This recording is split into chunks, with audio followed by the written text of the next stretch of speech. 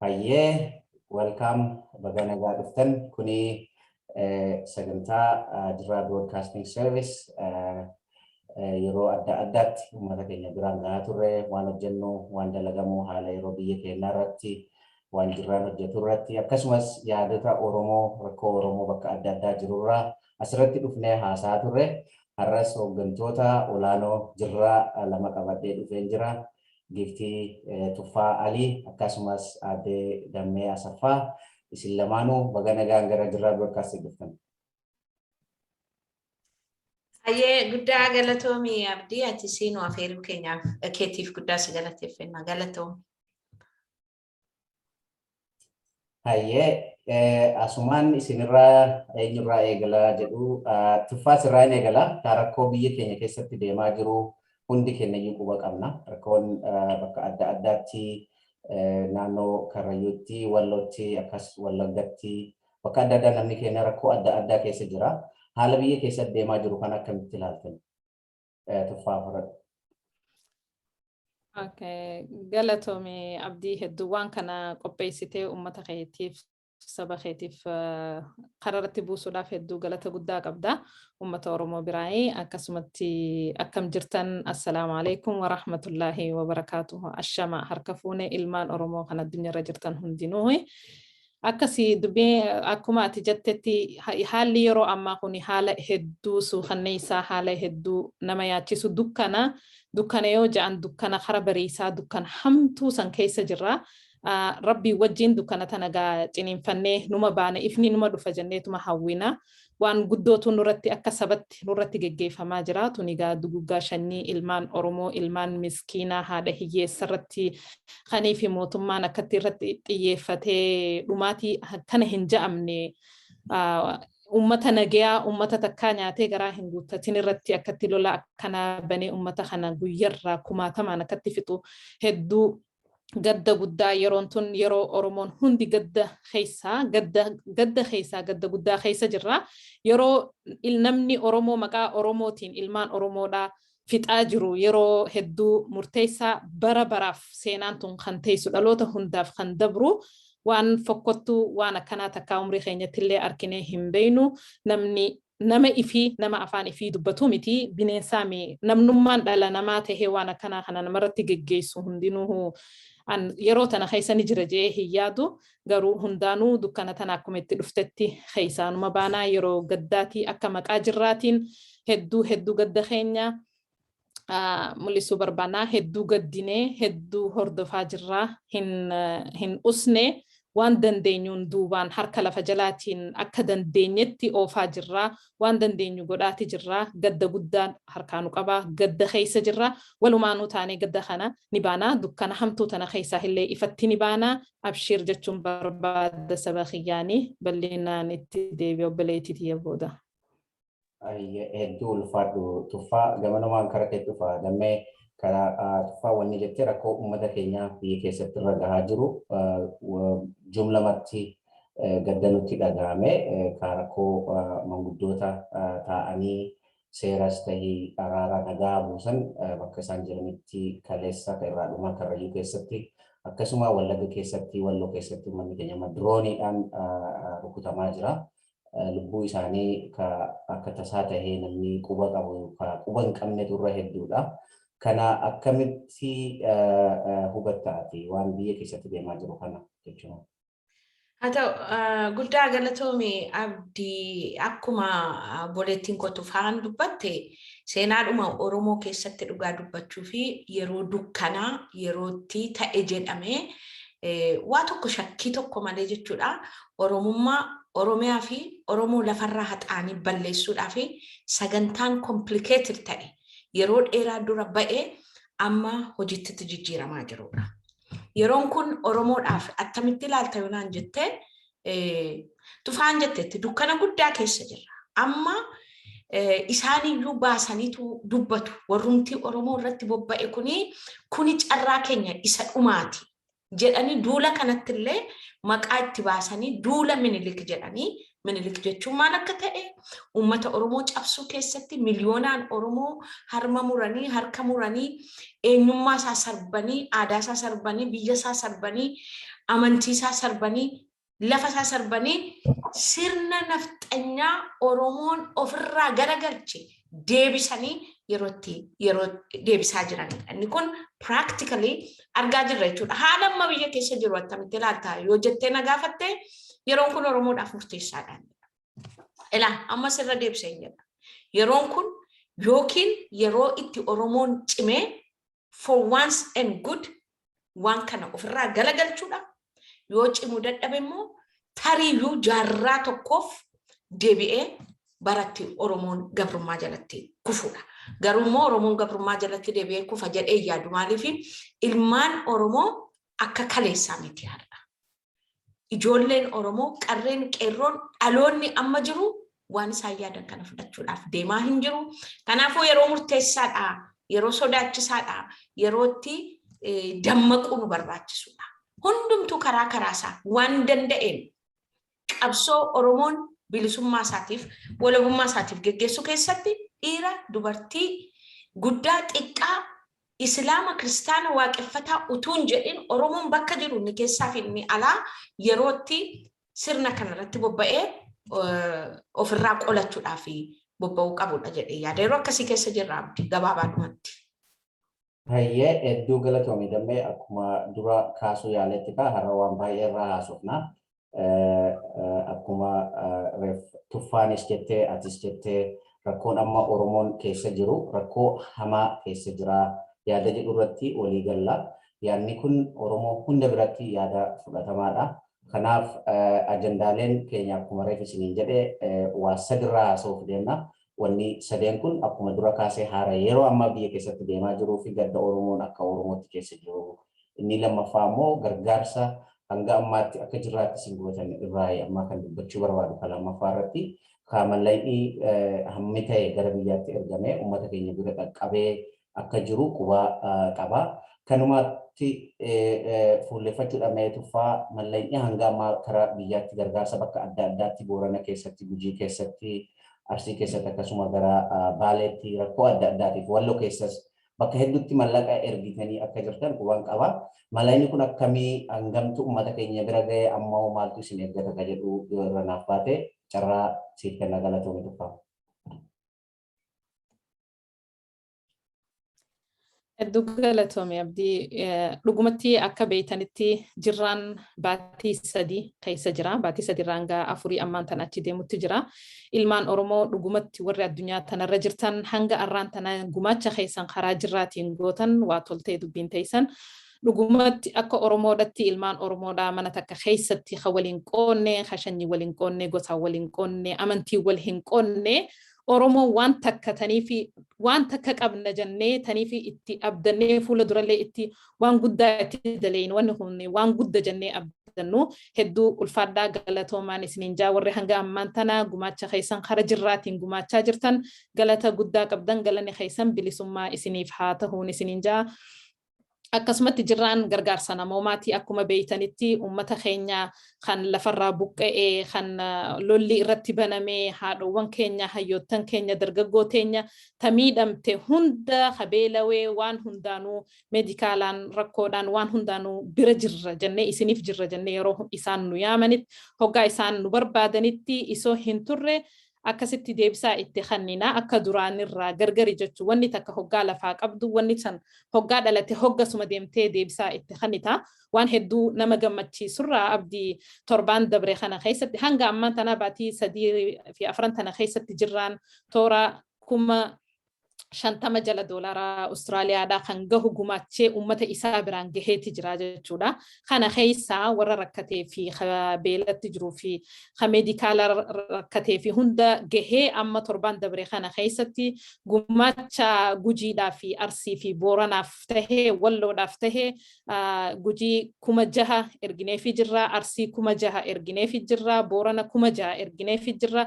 Akkasumatti Walloofillee ijoollee yeroo duraatiif dirooniidhaan dhahamte saniif akka bishaan ittiin dhugan jennee 5,000 erginee jira 23 kan ta'u torban dabre kana keessa ergamee fi jira 18 harka raayyaa abbaa mancaadhaa seenee jira isa harka jira yeroo viidiyoo fi akkaataa isaan itti dhaqqabsiisanii haalli mijaa'eefitti risiitaa fi wanni hundinuu miidiyaa asuma weebsaayitii keenya irratti kan isiniif gallakkifamu taha ammaaf imaanaan isin nutti kannitan harka raayyaa abbaa mancaa geessee jirti isa harka jirti akkuma viidiyoo isaa harkanetti isiniif gabaasna malleeyni isin karaa jirraatiin gumaacha gootan ilmaan oromoodha dhugumatti hedduun boonsaa jira dhugumatti ilmaan oromollee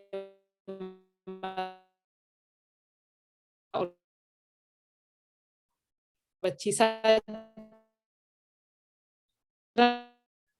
alagaan ummata ifii kana bira dhaabatu nuti yoo guddinaa yoo ummataa namni akka keenyaa qabu hin jiru qabeenya qabna humna qabna beekumsa qabna kana yoo bakka takkatti walitti finne isoo namni tokko hin dadhabne isoo ba'aa namni akka garaa laafuun akka walirraa quuqama qabuun oromummaa tanatti nama tokkoof lama sadiitu itti dadhaba akka maleedha keessattuu an ammallee irra deddeebi'ee wanniin dhaabu ammallee gahaadhaa miti ummata keenya kan oromoodha kan ala jirtan yoonii fi fakkeenyaaf namni kumni takka guyyatti doolaara 1,000 takka kafalu taate maallaqa guddaa taha dhugumatti namni maallaqa qabu akka ummanni nuu baane wanni hin taane hin jiru addunyummaan tunuu biyyummaan nuti keessa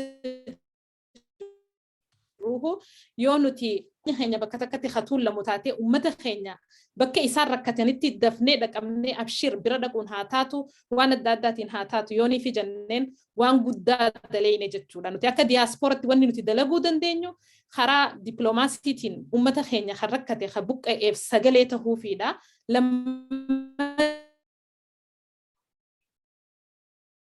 deebi'ee maallaqa faayinaanshalii rakkoo jirraatu jira jaanii dhufanii rakkoo yeroodhaatiif itti dhufanii irraa ittiin bahanii ittiin gargaaraman. Wanni kun jirraan as qofatti meeqa dhaabbatu rakkoon teenya barbaraan yeroodhaan namni miliyoonni 60 duuba jiru rakkataan keessattuu biyya san keessatti duuba jiru dur daran amma rakkoon nutti hammaataa deemti dardarri dalagaa dhaabee hayyoonni dalagaa dhaabee namni lolarra jira buqqa'iinsarra jira mana dirooniidhaan irra gubaa jira maatiin ilmaan buqqa'ee ala waan jiruuf jecha nutti haajama sabni keenya nutti haajama ilmaan oromoo kan ala jirtan diyaasporaa jirtan koottaa kara jirraadha jirraa bira dhaabbadhaa gargaarsa keessan karaa jirraatiin humna teenya bakka takkatti haa deebisnu dhugaa faca'insa bakka bakkatti nuti silaa bakka 4-5 illee jiraate oromoo waan balloo taateef sunillee wal ga'ee hin danda'u garuu hanga takka waan oromoodhaa takka mee wal jala deemu anaaf beeka isoo hin jenne waan irrate irrina jiru sanis waliif guunnee wal bira dhaabbannee humna waliif taanee waliif jabaannee ummata keenyaan isiniif jirra haa jennuuni tana wanni guddoon nuti godhuu dandeenyu jirraan shoora guddaa taphachaa jira karaa hundaanuu waan dandeenyeen rafaa hin jirru bira dhaabbachaa jirra waan barbaachisuuni tanarra jirra jechuu fedheeti asuma boodarran raayoon harkadheetti deebi'aa abdii. Ayyee hedduu galatoomee ulfaadhu tufaa waan baay'ee ifa nu goote kanarraa wanni baratu Oromoon dhaggeeffataa jiru waan isin haasoftan kana ijaaramuun waan hunda caalaa akka tahee nuuf akeeka jirraan bu'uureffamee baatii 4-5 akkas lakkaa'ee jira hanga ammaatti Oromoo karaa riijiniitii yoo ta'e riijinii 4-5 dhaqqabee jira Oromiyaa keessa jechuudha. Kara biraatiin ammoo dippiloomaasiidhaan bakka adda addaatti sagalee Oromoof tahaa jira. Kana namoonni waan kana bu'uureessan hundee irraa rakkoon Oromoo ijaaramuu qabna. Karaa adda addaatiin wanni goonuu jiru humna keenya walitti finnee rakkoo gama diinagdeetiin qabnu uummanni keenya osoo miidhamne wal taanee wal gargaarree doolaara tokko guyyatti baasnee jirraa biraa dhaabbannaa yaada jedhu hayyoota Oromootu bu'uureesse. So yaadni kun milkaa'ee akkuma ati jettee birrii Itoophiyaatti gara miliyoona 3 kalakkaama gammaa biyya gahee jira uummata keenya bira gahee jira. So kun akkasi dammee as biratti uummanni keenya of course ijaaramuun barbaachisummaa isaa akka waliif himaa jirutti tahe amma moor daran tokkummaan Oromoo cimuu waan qabuuf maaliif diinni keenyas karaa hundaan humna isaa kadhumaa carraa dhumaa fayyadamaa jira waan ta'eef gargaarsa akka jirraan godhaa jiru kanarratti uummanni keenya hirmaatuudhaaf carraan jiru maali akkamitti immoo karaa jirraa kanatti hirmaachuu danda'a namni ka jedhu itti naaf dabaltee karaa itti aanutti dabarraa galatoomii. Galatoomi egaa amma ammaatti erga ijaaramee jalqabee hojii gurguddaa jirraan hojjetee tufaan gaarii gootee summarize gootee keessatti dhugaa dubbachuudhaaf yoo ta'e yeroo gabaabaa kana gidduutti birrii qarshii Itoophiyaa kan miliyoona 3tti dhiyaatuuni uummata bira qaqqabuu danda'eera jechuudha jirraan. Kun maal nutti argisiisa yoo jenne Oromoon utuu walitti dhufee utuu wal dhaggeeffatee utuu walii galee utuu waan guddaallee hin miidhamin waan guddaa hojjechuu danda'a. Kana jechuun advaanteejiin keenya inni guddaan tokko maanyootti baay'ina keenya utuu dhimma itti baane. Uummata impaayera Itoophiyaa keessa jiru keessaa baay'inaan akka Oromoo kan baay'atu jiru. Kun beekamaadha populationidha. Akkuma baay'atteeni isa sana advaanteejii keetiif yuuzii gootee yoo taate maal jedhu beektaa warri Amaaraa loomiin 50 nama tokkoof ba'aa nama 50 immoo bareedina. Baay'ina keenya kanatti dhimma baane akkuma amma tufaan dubbatte namni tokko doolaarii tokkitti per day guddaa miti beek calluma jennee gabbaanee isa balleessu kan $1 a day yoo kenne yeroo gabaabaa kana gidduutti jechuudha uummata keenya isa kaan ongeen rakkisu goginni rakkisu waan tufaan dubbattuun cimsaayira waan haaraa waan dubbadhuun qabu maaliif hunduma isaa dubbatteetti. Inni kaan lafa isaarraa buqqaafamee rakkataa jiru. Inni kaan biyya isaa keessatti jiraachuu dadhabee biyya ormaatti baqatee mana hidhaa keessatti jooru kana yeruma rakkinni nu qaqqabu duwwaa olii gadi fiinnee waraqaaf iskiriiptoo baannee waan jechuurraa already ijaaramnee qophoofnee teenyee akka salphaatti uummata bira qaqqabuutu danda'ama jechuudha. Isa kana immoo practically jirraan hojjetee argisiise. Kanaafi ani Oromoo kanan jajjabeessuu barbaadu yaaduu qabna. Nuti akka diaasporaatti akka namoota biyya bakkee jiraatanitti yeroo ammaatti dukkana keessa jirra yeroo jenne kana keessatti maali wanti nuti gochuu dandeenyu? An Oromoodha biyya koo keessa jiraachaa jiru uummanni koo biyya miidhamaa jira. Akka nama biyya faranjii keessa jiru yookiin biyya isaarraa fagaatee jiru tokkotti maali waan gumaachuu danda'u? Ani akka dammeetti, ati akka abdiitti, ati akka tufaatti, what can I do? Of course, anne lolaan jiru isaanii wajjin, du'aan jiru. Garuu waan hojjechuu dandeenyu qabna. Namni hundumtuu ga'ee hojjechuu danda'u qaba. Dhugaan sitti dubartiin, dhiirri, ijoolleen, namni guddaan hundumtuu gumaachuutu danda'a. Warra biraarraallee barachuutu nurra jira. Amma uummata Tigraay kana yoo laalte baay'inni isaanii biyya bakkee keessatti kan keenya ruubii keenya. Garuu ofitti murteessanii yeroo rakkinaa kana keessa uummata keenya dabarsuu qabna. Nuti rakkannee bara dukkanaa kana keessa darbuu qabna jedhanii maallaqa gurguddaadha kan isaan reessi godhan. Tokko kana baruu danda'u qaba. Namni hundumtuu dammaquu danda'u qaba. Attamitti jirraatti dabalamuu danda'a. Waan jirraan hojjechaa jiru kana keessaa namni attamitti qooda fudhachuu danda'a inni jedhu namoota baay'eetu nu gaafataa ture. Tokkoffaa jirraa websaayitii qaba. Yeroo dhiyoo kanatti sila tufaan natti dubbataa turte namoonni unka yookaan foormii guutanii permanently member ta'anii jirraatti gumaachuu akka danda'anii fi haalli tolfamee websaayitii irraa foormiin ta'u jira. Foormii kana guutuudhaan namooti itti gumaachuu danda'u. Inni lammaffaa bilbilli jirraarra jirullee jira. Namoonni barbaadan bilbila isaanii kaasanii namoota bilbilli isaanii achirra taa'ee jiru quunnamanii gaaffii yoo qabaatan maal hojjechaa jirtu maaliidha kaayyoon keessanii eessa qaqqabdan amma ammaatti jedhanii waan qulqulleeffachuu barbaadan hundumaa qulqulleeffatanii itti galuu danda'u. Inni sadaffaa sooshaal miidiyaa kanarraas jirraan peejii qaba. Kun hundumtuu jira jechuudha. Garuu akkuma sila tufaan dubbatte Oromoon bal'aadha. Dhaabni akkasii kan biraanuu nu barbaachisuu danda'a. Idduma tokkotti gallee committed taanee waa hojjechuun baay'ee gaariidha.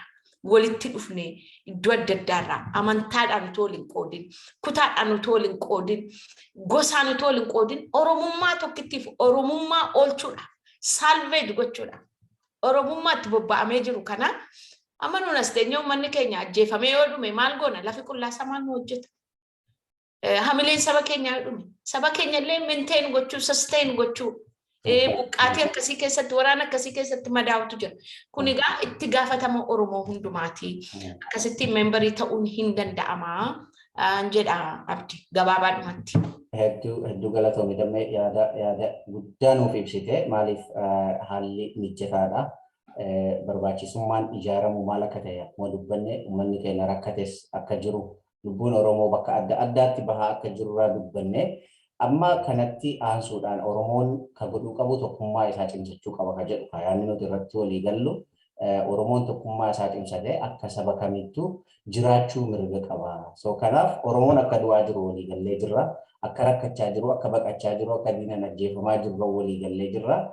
Du'uu Oromoo irra walii gallee jiraachuu Oromoo irratti walii galuu maaltu nu dhowwu? Wanni nu dhowwu jiru. So karaa danda'ameen ijaaramnee bakka dandeenyu waan dandeenyu godhuun dirqama keenya ta'a. Kanaaf haalli mijaa'ee jira jettanii namni gamanatti dhufee miseensa ta'uu, miseensa ji'aan $30 guyyatti $1 waggaatti 360 kaffalee miseensa jirraa tahee rakkoo Oromoo bakka jiru yaada akka biyyaalessaatti rakkoo Oromoo bira dhaabbatuu danda'a. Gaaffiin kun gaaffii mooraaliiti. Namni Oromoo tahee Oromoo du'aa jirutti callisuu hin qabu. Oromoon arjaadhaan ni baasa ni kanfala bakka adda addaatti Oromoodhaaf gumaata godha. Gumaanni isaa kun ammoo bifa qindaa'een tahuu qaba.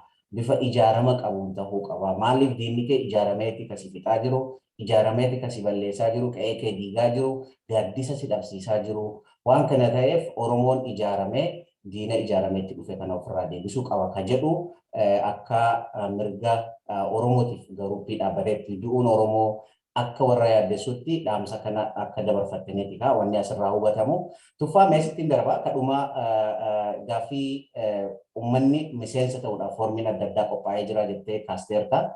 Foormiin kun akkamitti available ta'a yoom uummataaf available ta'uu danda'a ka jedhu daqiiqa mata akka fudhadhuu danda'a. Okay. Bareedaadha waan takkaan itti da'uu barbaade sona chin dhayne dura dhugumatti yaa ilmaan Oromoo addunyaa tanarra jiruuf hin dhaamsa dhaamu barbaada. Akkuma arkitanii dammee arkitanii jirtan uummanni Amaaraa waan isaan godhan guyyaa lamaan kana keessatti goofandimii wahii bananii turanii wanni sun hedduu nuti eessa jirra akka nama Oromoo tokkotti bakka kam jirra hoo jennee if laallee waan uummanni kuni laal isoo haqa hin qabne cubbuudhaan goofandimii bananii saa hanga takka keessatti innaa walii galuu haqa irratti isoo hin taane qabeenya isaanii by the way yeroo hunda gannaqaatuma jiran garuu nuti amma eessa jirra amma torban kana keessatti waan isaan godhan kana miliyoona 2 jala saa hanga takka keessatti geessisanii jiran waan isin ajaa'ibsiisu haqa isoo hin qabne lubbuu namaa balleessanii biyya namaa humnaan fudhatanii si bulchuudhaaf jecha nuti arra eessa jirra nuti isoo haqa qabnu isoo lafa qabnu isoo humna qabnu arra akkamitti wanni kun hedduu nama hunda ilmaan Oromoo addunyaarra jiru wanni kun hojii manaa nuuf haa ta'u je'een abdadda hundaafuu taha je'een abdadda dhugumatti bakka jiru sii galee ummanni haqa hin qabne walii galee waan ummata keenya irratti geggeessaa jiran waan saba keenya irratti geggeessaa jiran nuti isoo haqa qabnu dhugumatti namni harka qullaa deemu yeroo hunda harka qullaa yoo ati humna hin qabaanne yoo ati qabeenya hin qabaanne bakkuma feetee utaanaan namni irraa gadiise jaalannus jibbinus yoo qabeenya qabaanne yoo walquba qabaanne yoo tokko taane waan qabnu kana bakka takkatti yoo haala qindoommina qabuun yeroo hunda Dr. Zaggaayeen haa galatoomu haala itti fufiinsa qabuun qabatama qabu waan kana lafarratti gataa oofuu qabdi Oromoo waan kana jalatti hiriiruu qabdi humniti isaa guddaa faca'insa deebisuu qabna bakka takkatti kan jiru yeroo hunda dhaamsanuuf dhaamaatti jira akkasumatti duuba wanni kun yeroon tuni dhugumatti yoo yeroon tun walitti nun finne yoo yeroon tun nun dhukkubsine yoo yeroon tun waan garaagarummaa nu jidduu jiru siigalee kana dhiifnee maaliin godhuu qaba akkuma obboleettiin jedhameen jettetti waan godhuu dandeenyu qabna koottaa takka haa taanu bakka takka keessatti haqa qabna qabeenyi nuti baafnu akka nama lubbuu fi waan ifirratti gumaacha kanneeti cubbuu miti tun namni lubbuu ta'e tana qaalii deemtee hoggaa kannitu nama mana keetitti sitti dhufee ifirraa dhoytee hoo duutee ati warra jannataati haqa keetirra duute qe'ee namaa keessatti hin duune siigalee duuba saniifuu waan kana nuti akkamitti akka wal qabannu yeroo dukkanaatan dukkanti karaa bariisaa hammaattii jaan akkuma dukkanti hammaattetti immoo akkanatti dhiitee haftu akka dukkanoytee nutti haftu ifni ni dhufa ifa dhufu kanaaf amma yeroo tan ani dhugumatti namni ani na ajaa'ibsiisa Oromoo tana keessa harki 90 rafutti jira dhugaa yoo naayimii feete warri sosso'ee Oromoodhaaf waa godhu ka dubbatu keessattuu dubartoonni keenya haalaan ol ka'uu qabna durillee gumaacha guddaa kan godhaa jiru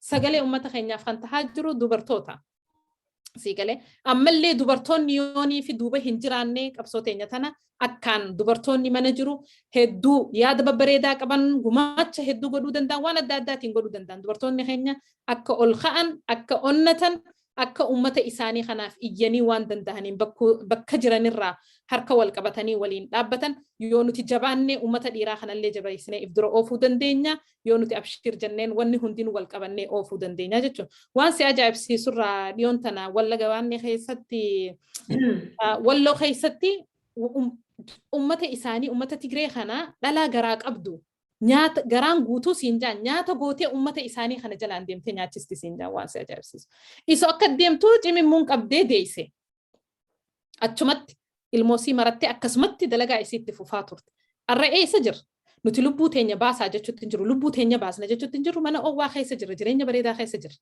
les Oromoon rafutti jirru haa kaanu Oromoonni rafutti jirru haa kaanu gahaa miti ciifnee hanga yoom iyyina ciifnee hanga yoom gaddin qeen teenya qee boo'incharraa yoom baana bahuu qabna qee boo'isa keessaa bahuu qabna ummanni hoyyoo dhumaatiidha ummata Tigree kanarra namni dhume hin jiru isaanii booyuun agarru isaanii gadduun agarru waan qabatan takkitti san onnee isaanii garaa isaanii sabbata hidhatanii itti fufanii hanga dhumanitti itti jiranii jechuudha haala jiru dubartoonni maallaqaan qabeenyaan ijoolleen baratti barnootaan waan adda addaatiin hanga xiqqaa isaanii mana keessa jirutti irratti hirmaachisiisanii duuba waan kana akka isaan if dura deemanii nam tokko hafu tokkicha hafe sun bilisaan akka jiraatu itti fufanii itti jiran nuti arra san tahuu qabna tahus ni dandeenya ilmaan Oromoo harrafaa jirtan hirribarraa haa yeroon tunni dabarti sheenaan nama hundatti kan hafne waan dandeessan gumaacha waan qabdan gumaacha ummata keessaniif yeroo tana bira dhaabbadda yeroon akka yeroo tana hamtu hin jirtu yeroo ummata manguddoon gabbaatee rabbi kadhattee du'a taatu galanni isiidha okay yeroo akkanaa tana keessa jirra yeroo ilmaan nama humnaan khotta qadeem inuma guyyirraa siinjaani waan si ajaa'ibsiisu magaalaa jiroo lee firaa kanatti haniin dahu nama kumaa olii makiinaa tana jaan dardaraa fi kana guuranii fixanii abbaa ilmaanii takkaa hofa uffateen beeyne martoo malee makiina irratti akka itti qawwee qabatan hin beeyne ummata waa takka telefoona hin qaban TV hin qaban waa takka hin arkan ummata kana fuudhanii fe'anii achi geessanii hiraata bineensaa godhanii duuba akkasitti fixaa jiran ha ol deeme gadi hin deebu achumatti rameemta sigalee sanifu maalii fi haqaan deemaan jiran cubburratti mootummaa kanaaf jecha deemaa jiran sigalee lolli kun lola keenyaa miti lola nurratti labsame malee nuti akka nama takkaatitti waan kana dhaabbannee iyyine dubbachuu qabna namni jiru akka hirribaa ka'uu akka yeroontu yeroo murteessaadha saba keenya biraa akka dhaabbannu humnaanis qabeenyaanis ilmaan Oromoo addunyaarra jiran tanaan isinii dhaama tanaan isin gaafadha haa jabaannuun isiniin jaa akkuma jettetti karaa jirraatiin namni gumaacha godhuu barbaadan miseensa tahuu barbaadan formiin guyyaa yeroo muraasaa keessatti borurraa kaastee I think amma hojiraachuun ni mala hoon jiraannellee borurraa kaastee ni jirti gumaacha keessan immoo duraanuu akkuma godhaa jirtanitti warri amma yoo ol seentan www.jirra.org irratti yoo ol seentan gumaacha keessan karaa laafaadhaan godhuu dandeessan saba keessan bira dhaabbachuu dandeessan achumaanuu formii miseensaa godhuu dandeessan gaaffii feetaniif telefoona dhoytanii nu hubachuu dandeessan irrina jiruufillee nu qeequu dandeessan rakkoo jirtuufillee nu gaafachuu dandeessan akkamitti tolfanna wanni tu waan Oromooti akkana yoo tole hoo jennee irra wal gargaarree itti dhufnee ala wanni teessanii jirtu waan keessanii ala teessanii hin qeeqina koottaa keessa seenaa koree keessatti illee ida'ama namuutu biyya jirurraa bakka jirurraa keessatti haa hirmaatu yaamicha kabajaa kan obbolummaadhaa kan sabaa isiniif dhiheessee itti dhiyaadhaan isiniin jaa karaa jirraadha. Tumaan weebsaayitii yeroo dubbattee turte jirraa ittee just spelling gochuu fi xiqqooshee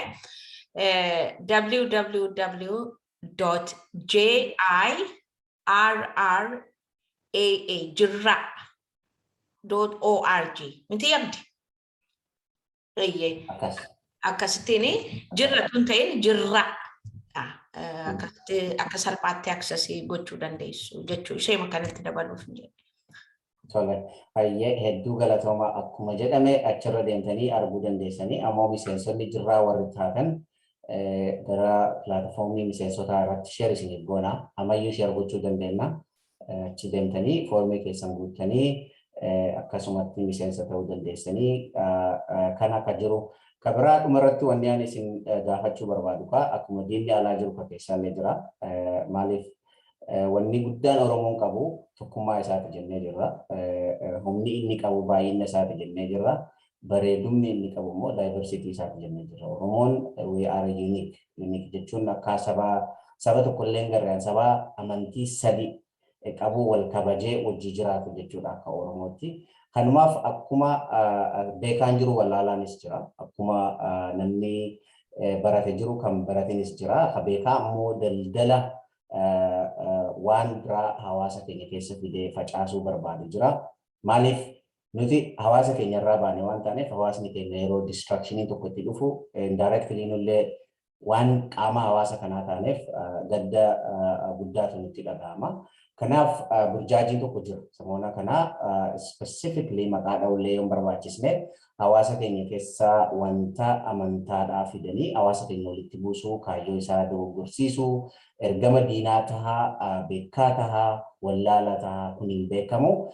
Kana I really want to ask you Gamme wanni kun maaliif isin arguu jira ati amantii kiristaanaa yookiin waaqeffataa ta'uu dandeessaa tuffaan musliimaa ni argaa garuu ammoo kaayyoon isin qabdan Oromummaadha wajjin dalagaa jirtanii waa'ee Oromoo lallabuu jirtanii maaliif rakkoon akkanaa kun ammoo jiraachuu keessan irratti tokkummaa Oromoo irratti waan dhiibbaa fiduuf waan isinitti dhagahame ammoo hawaasni keenya waan kana akkamitti ilaaluu qaba meseejiin inni uummata keenyaaf dabarsu akkamii qaamni kun ammoo eenyu laallata akkamitti ofirraa ilaaluu qabna ka jedhu maaliif namni maal taana jedhe waan ta'uun dhabu jedhanii kanaaf damne sirraa eegala waan ati dhagayaa jirtu dhagayaa jirra namni hunduu it's obvious magaalaa hunda keessa jira kanaaf gadda uummata keenyatti karaa ta'een kallattiinis ta'u wal kallattiidhaan dhufe kana akkamitti ibsita akka Oromoo takkaatti. Baay'ee fayyaa ta'e Abdii ani akkuma jettee hordoftuu amantaa kiristaanaati. Amantaa kiristaanaa cimseen hordofaa Oromummaa koos cimseen hordofaa. Amantiin kan abbaatii biyyi kan walootii jedha Oromoon dhugaa dubbachuudhaaf yoo ta'e. Diinni keenya yeroo hundumaa jalqabee gaafa Oromoo cabse humnaan Oromoo cabse min tokkummaa diigeetu Oromoo cabse. Maaliif Oromoon tokko taanaan cabuu akka hin dandeenye waan beekaniif fagoon naqina Abiyyi Ahmad illee gaafa tokko jedhee power assume godhee waan inni dubbate waan baay'ee tokkummaa Oromoo diigurraa jalqabe beeka jechuudha. Maal gochuu akka asirratti. Kana qofa miti jalqabanii moototii Empire Itoophiyaa divide and rule principle jedhu lafa jalqaba. Uummata Oromoo fakkaatu baay'ina manaa qabu. Akkuma jetteeyyuu amantaa adda addaa hordofu kutaa bal'aa keessa jiraatu gargar diiguudhaaf baay'ee salphaadha. Garuu anama waan irratti xiyyeeffachuu barbaadu Oromoon inni galeef maal gochuu qaba? Uummata hundumaa keessaa namni akkasii jira. Dhugaa dubbachuuf. Kanii ta'e jedhee ergama fudhatee kan hojjetu jira. Wal aaluma isaatiin kan hojjetu jira. Finxaalayyiin amantaa hunduma keessa jiru. Hunduma keessa. Tokko lama miti. Amantaa hundumaa keessa. Garuu nuti maal gochuu qabnaa isa jedhudha. Tokkoffaa maal jetti faranjiin do not lose sight of the big picture. Do not lose sight of the big picture. Amma nuti picture guddaa tokko qabna. Picture guddaa sana bira ga'uudhaafi wanti xinnoo addanaa isnee darbuudhaafi warra maturity isaa qaban ta'uu danda'u qabna. Kana abbootiin keenya nu barsiisanis kan. Kan warri amantiidhaan gargar hin baanu jedhanii lubbuu isaanii olfachuutu danda'anii nuti Oromummaa keenyatu nu dursa jedhanii boolla tokkotti awwaalaman kan nu dhiisan kan. Dhugaa dubbanne. Amantiin kan abbaati. Kanaaf warri nuuf gale tokkoffaa yeroo hundumaa tokkummaa tiksu tokkummaan inni ijaaramaa hin kunuunfama. It's like planted. Planted at 8 abde, bishanin tinat utanan, hingo gabe. Tokkummaa Oromoo kana yeroo tokko taana yeroo innu practically tiksuu danda'u qabna jechuudha. Tokko tokkoon keenya. Amma fakkeenyaaf ati Harargee mitiire Oromoo Harargeeti anuma Oromoo Wallaggaati. Yoo ani gadi ba'ee waan an barbaadde dubbadde I don't represent Wallagga. Iddoon an buufanne anaan. Ariifannee warra waan akkasii hojjetu discourage gochuu. Warri dubbiin galeef immoo ariifatanii walitti dhufanii dubbii kana fashaleessu. An kana irrattan amana dhugaa dubbachuuf yoo ta'e. Maaliif at the end of the day yoo kana babal'ifne kan benefit godhu diinota keenya kan miidhamu Oromoo. Na amani tokkummaa dhabuun caalaa kan Oromoo miidhu tokko jireedhee hin yaadu. Qabeenyas miti, meeshaas miti, hunda caalaa they know if we are not united, they can colonize us all over again. Irra deebisan kanaan hojjechaa jiru. Kanaafuu warri tokkummaatti amanu warri tokkummaan barbaachisaa jedhu cimee warra tokkummaa diigurra darbee hojjechuu danda'u qaba. Practically jedha. Kanaaf adaraa dubbii kana adaraa bishaanitti naqaa qabbaneessa. Namni hundumtuu an Oromoof kanan dhaama. Please just waan kana bira dabarree big picture waan nutti dhufaa jiru amma karrayyuun dhume beek. Fixanii karrayyuu silayyuu fixaniiru Empire Itoophiyaa keessatti Oromoo keessaa ani bara 2010 12 karrayyuu keessatti baay'ee karaa dhaabbata guddinaatumsaa deddeebi'ee hojjedheera ilaaleera. Uummata hedduu miidhamaadha dhugaan sitti bishaan dhugan illee hin qaban corroqa dhugu. Lafa isaaniirraa fudhatanii uummata biraa fiiranii mataaraan kuni qon asii affaarachi gadi lola. Addanaa lafarraa fudhatanii investimentii kan halkan tokkotti fixaabu. Aduun asii gadi guba bishaanni uummata kana tokkummaa dhabuu keenyaanii har'atti dhaqanii gurguddaa isaanii hayyoota isaanii fixan. Wallaggatti kanatu hojjetamaa jiru. Cimanii biyya keenya keessatti nutti lixanii dirooniidhaan nu reebaa jiru. Walloo argiteetti ambulaansii keessa gadi baasanii haaduudhaan qalanii gatan. Nuti amma hojii gurguddaatu nurra jira wanti xinnoo kana bira dabarree wal hubachiifne tokkummaa keenya tumsine gatteenya walitti kaalcharii haasa'u kaalcharii maturityidhaan waa handili gochuu kanuma uummata kana kadhadha. Please just waan yaa goonu diffuse goonu abbaan barbaade waan barbaade haasa'e dhimma haasa'e anaan representee nan godhu namni sun kanuma jechuu barbaada. Abdii deebisee ta'e illee hin beeku garuu baay'een gadde dhugaa baay'ee gidduu kana almost depressing na godhe waan amma deemaa jiru kuni ishuu baay'eetu qabnu kun immoo isaa dhufe kan jedhu baay'ee depressing nama godhe. Sirriidha akkas dhugaa keetti Oromoo hunda akkas godhe maaliif wanni kun deebisaa isaa yookaan moffala isaa qabdan osoo hin taane maaliif qaama hawaasaa waan taaneef rakkoon akkanaa kun dhiibbaa guddaa hawaasa keenya irratti fidaa tokkummaa keenya diigaa. Qaamni dhimmi ilaallatu warri waan kana beeku eessarraa akka maddi kun dhufe qoratee fala itti godhuu qaba.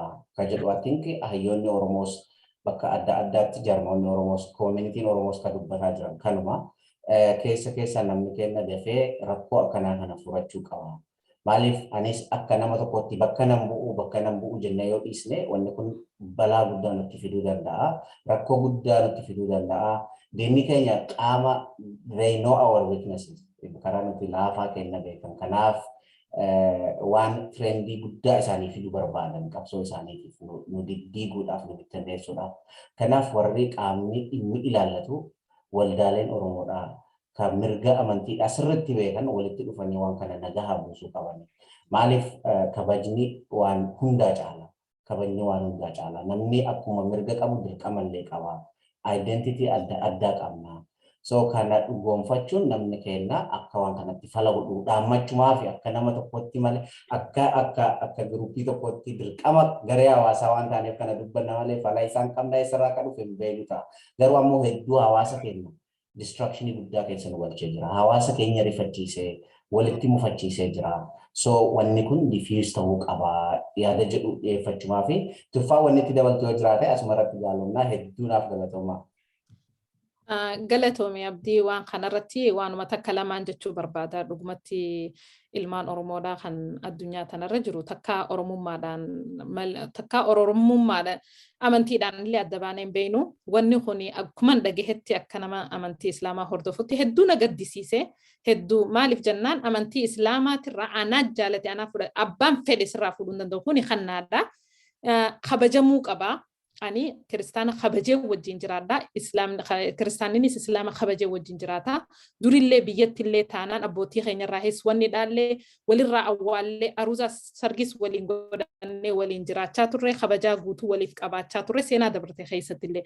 Arra kuni ani namni Oromoo akka nama tokkotti kana deebisaa kiristaanallee namticha kun bakka bu'aa jee hin yaadu uummanni warra waan kana godhe akkanumatti personally namni kun deemee waan kana laaqe wanni kun dubbeen isaa akkanatti fakkaatutti amma yeroo tanatti uummanni mootummaan biyyaa kun dhageettii biyya alaa tanarraa westernii kanarraa illee dhabee dippiloomaasiin isaaniitillee kuftee jirti jechuudha.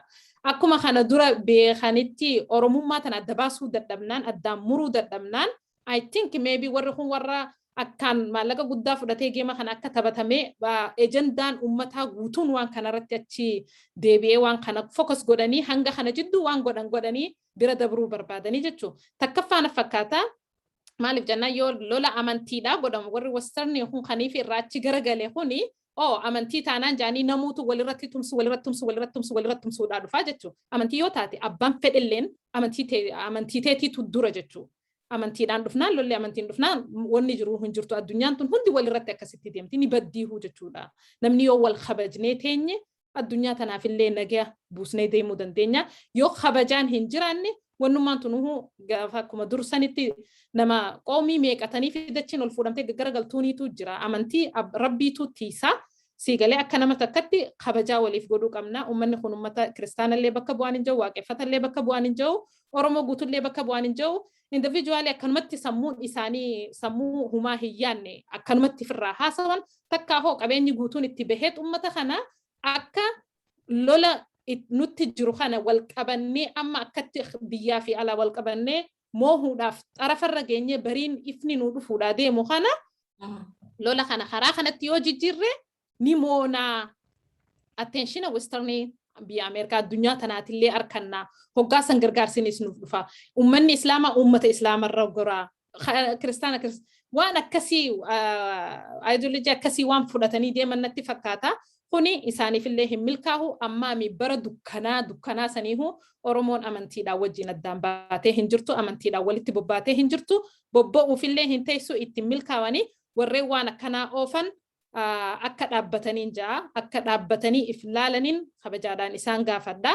waan kanaan addaan nu baasuu hin dandahan addaan nu ciruu hin dandahani nuti fokkasiin keenya kan biraatti uummata keenyaaf itti jirra akkuma dur tokko taanee deemaa jirru sanitti lola nurratti banamu ka lubbuudhaa ka harkaanu qabu sanirratti deebinaa jechuudha. Kana warra waan akkana kana rabbiilleen deebisaa isaanii ni deebisaaf yeroo gabaabdutti ni deebisaaf uummanni abbootiin amantaatis haa ta'u abbootiin gadaatis haa ta'u warreen kana adaba nuti Oromoon adaba walitti godhuu beekna adaba itti godhanii adabachiisanii dhiifama bahanii uummata gaafatuudha qaban jeetiin abdadda sun akkasumatti waan kana akkasitti ilaallee fokkasii keenya waan xiyyeeffannaa keenya ka amma itti jirurraa akka hundaa darkeessine akka waan kanaan biyya keessattis wanni kun deemtee shorarkaa uummata keenya jidduutti hin uumneen kabajaadhaan uummata Oromoo kan addunyaarra jiru amantii hundaa hordofu amantii feetan hordofa amantiin teessanii amantiin ta'abbaati nama tokkoofillee miti amantiin teessanii amantiin ta'abbaati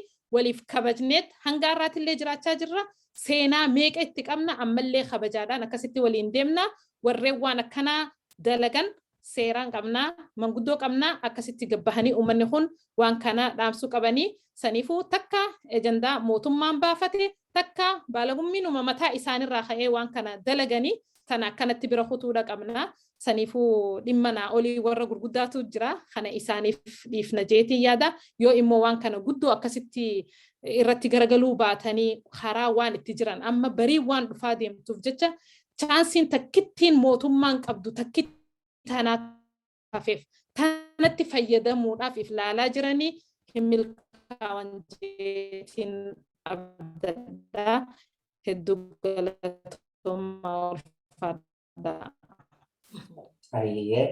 Hedduu galatoomi tufaa yaanni wal Anuma fakkaatu. dabaladhu abdiitti Itti dabaladhu. Lama uummanni biyya jiru rakkina hin qabu.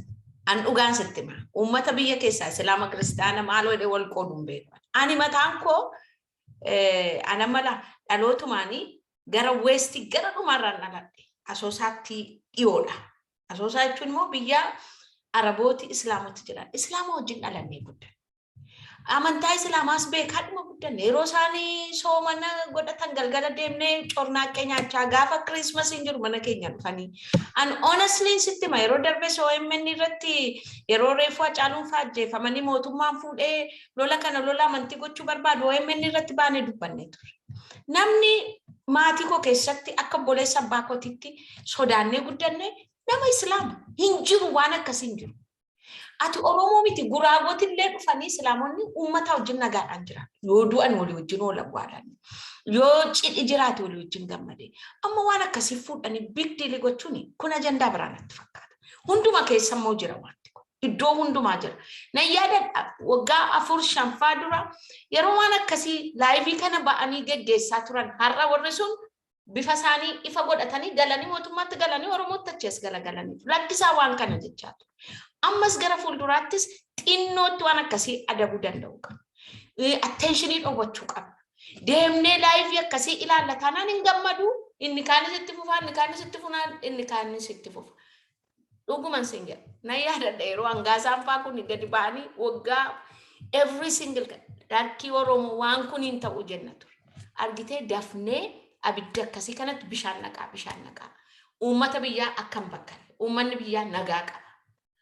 Jaalala qaba. Yeroo rakkatu walii wajjin rakkata. Ilaa Harargee keessatti Haromaayaa Yuunivarsiitiitti kiristaanonni achi baratan waldaa kiristaanaa ijoolleen jechuudha. Feelooshippiin dhaabbatanii maaliif afaan Oromoo waaqeffattu afaan Amaaraa waaqeffachuu qabdu jedhanii mana irratti diiganii uummata Harargeetu ijoollee kiristaanaa wajjin ba'ee mana qorqorrootti godhee ijaaree fi itti galaa waaqa keessa waaqeffata. Maal godhu waan akkasii? Ati rabbiin siinsi gaafata waaqayyo anaan na gaafata beeki. Dhimma koo anatu itti gaafatama abbaan barbaade filadhee waaqeffachuu mirga kooti. Kan keessiin kabajaa kan koonaa kabaja. Oromummaa immoo lafa immoo biyya immoo waliin qabna. Kanuma irratti xiyyeeffachuu danda'u. Kana irratti hajabaannu suma jedhudha ergaa.